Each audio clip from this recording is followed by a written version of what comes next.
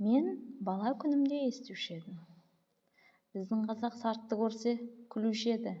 Енең дұрайын, кең қолтық, шүлдіреген тәжік. Арқадан үй төбесіне саламын деп қамыс артқан, бұтадан қорыққан, көз көргенде әке үкедесіп, шығып кетсе қызын боқтасқан. Сарт сұрт деген осы деп. Ноғайды көрсе, оны да боқтап күлуші еді. Түйеден қорыққан ноғай, атқа мінсе шаршап, жаяу жүрсе демі балада. Ноғай дегенше, Нұхай десеңші, түкке ыңғай келмейді. Солдат ноғай, қашқын ноғай, башалшық ноғай деп. Орысқа да күлуші еді. Ауылды көрсе шапқан, жаман сасыр бас орыс деп. Орыс ойына келген қылады деп. Не айтса соған нанады, ұзын құлақты тауып бер депті деп. Сонда мен ойлаушы едім. Құдай, бізден басқа халықтың бәрі ана тұрған жаман келеді екен ғой. Ең тәуір халық біз екенбіз деп.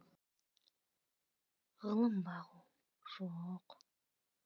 Ғылым бағарда да ғылым сөзін сөйлелер адам жоқ. Білгеніңді кімге үйретесің? Білмегеніңді кімнен сұрайсың? Елсіз күйсіз де кездемені жайып салып қолына кезін алып отырғанның не пайдасы бар?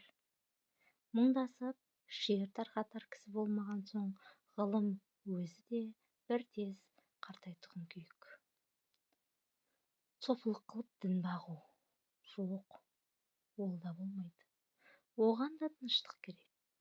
Не көңілде, не көрген күніңде бір тыныштық жоқ. Осы елге, осы жерде еғылған сопылық. Енді қарап тұрсам, сарттың екпеген егіні жоқ, шығармаған жемісі жоқ. Саудагерінің жүрмеген жері жоқ, қылмаған шеберлігі жоқ. Өзімен өзі әуре болып, біріменен бірі ешбір шаһарда жауласпайды. Орысқа қарамай тұрғанда қазақтың өлісінің ақыреттігін, тірісінің киімін сол жеткізіп тұрды. Әке балаға қимайтұғын малыңды кірелеп сол айдан кетіп тұрды ғой. Орысқа қараған соң да орыстың өнерлерін бізден олар көп үйреніп кетті. Үлкен байлар да, үлкен молдалар да, ептілік, қырмызылық, сыпайылық бәрі соларда. Ал ноғайға қарасам, солдаттыққа да шыдайды, кедейлікке де шыдайды, қазаға да шыдайды, молда медресе сақтап, дін күтуге де шыдайды. Еңбек қылып, мал табудың да жөнін солар біледі. Салтанат, әсем де соларда.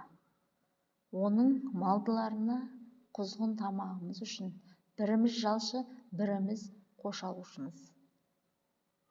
Біздің ең байымызды сәнің шақшы аяғың білән пышатырға қойған әдет түгіл, шық сасық қазақ деп үйінен қуып шығады.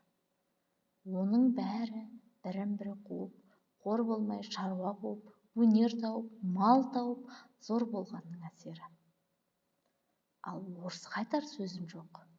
Біз құлы, күңі, құрылда жоқпыз.